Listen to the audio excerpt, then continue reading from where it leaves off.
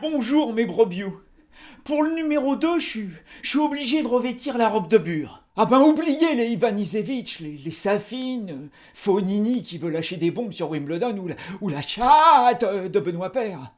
Eux, c'est du pétage de plomb de premier communion comparé aux explosions de Jimmy Connors.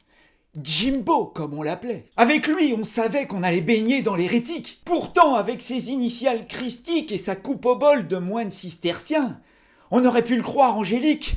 Sauf que pas du tout. Il était démoniaque. C'est pas des arbitres qu'il lui fallait, mais des exorcistes. En 1974, à 21 ans, Connors va gercer le sourire du monde du tennis. À cette époque, on joue entre gentlemen, il n'y a que du bien élevé, du poli. Pas Connors. Jimbo, lui, c'est le mec de la rue, le méchant, le pourri, le Tony Montana des cours. Et il le revendique. Le tennis, c'est la guerre. C'est plus un jeu de country club, c'est du business. Je suis pas là pour respecter mon adversaire. Je suis là pour l'humilier. Et en 74, Jimbo humilie tout le monde, déclarant juste avant le début de l'US Open, il y a 127 losers. Et moi, c'est plutôt couillu, hein. Faut dire aussi qu'il avait des coups courts transgéniques à la place des coronesses. À te faire passer Rocco Siffredi pour un eunuque. Et sa raquette en acier. Il en est tombé amoureux à 12 ans. Comme il disait, elle lançait des éclairs comme le chrome d'une voiture. Elle sifflait dans l'air comme une balle de fusil. Et ça le faisait kiffer. Ah ben les autres, avec leurs raquettes en bois, ils passaient pour des moulineurs de catapultes. Alors que lui, il avait son Excalibur. Il adorait la pointer comme ça, là, comme une épée. Façon, je vais te transpercer, je vais te découper vers ceux qu'il détestait. Et il le faisait souvent. Hein. Ah bah parce qu'il détestait tout le monde. C'est bien simple, sa devise, c'était « Le public veut voir couler du sang et je peux vous garantir qu'avec moi, il va être servi. » Mon Dieu. Et pendant 2 décennies, tout le monde a pris. Par exemple, après la finale qu'il a perdue à Wimbledon en 78 contre Borg, il lâche un message de paix aux journalistes. Je poursuivrai ce fils de pute jusqu'au bout du monde tant que je l'aurais pas battu. Au Masters en 81, c'est lui qui décolle la rétine de Lendl en le traitant de poule mouillée. En 84, en demi-finale à Roland-Garros, il en peut plus des contestations de McEnroe. Alors il s'approche du filet pour lui dire des mots doux. Arrête de te comporter comme un gamin. T'as l'âge mental de mon fils. Qui entre nous à l'époque avait 4 ans. Si t'étais mon gamin, je te sortirais à coups de pied dans le cul. Et quelques mois plus tard, toujours en 84, en finale de la Coupe Davis, comment vous dire que l'ambiance est pourrie dans l'équipe américaine? Ah bah Connors et McEnroe se détestent, ils veulent pas s'entraîner ensemble, et Connors déteste aussi son capitaine Arthur Ashe, à qui d'ailleurs il écrit un mot d'amour avec sa raquette dans un coin du court. Fuck you Arthur. Bon, autant vous dire qu'après tout ça, la canonisation du Jimbo c'était quand même pas annoncé pour demain.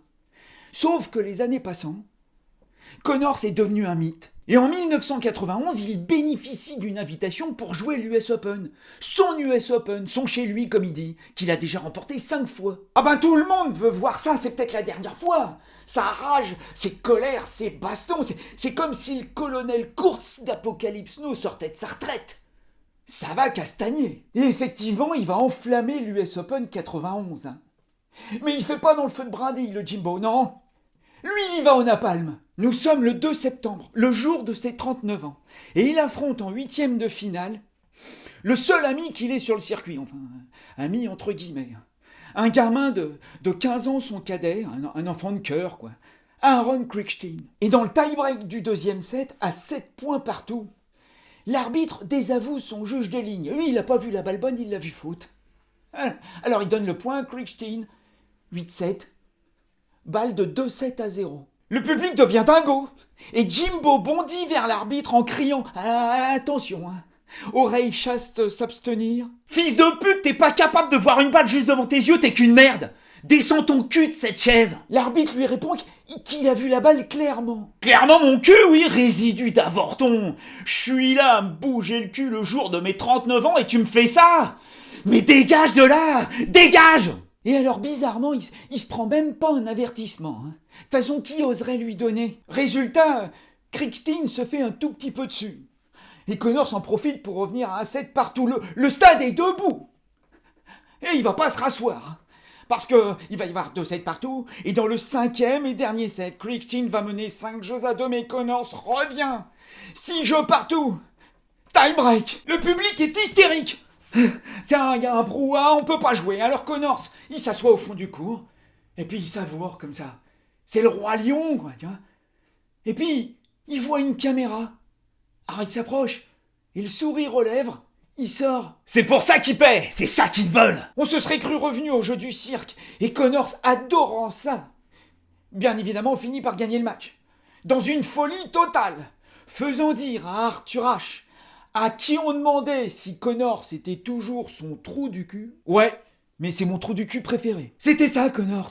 Un pervers narcissique, un fourbe, un manipulateur. Mais aussi un guerrier, un showman, qui électrisait la foule et qui a transformé le tennis en spectacle. Avec lui, c'est bien simple. La messe n'était jamais dite.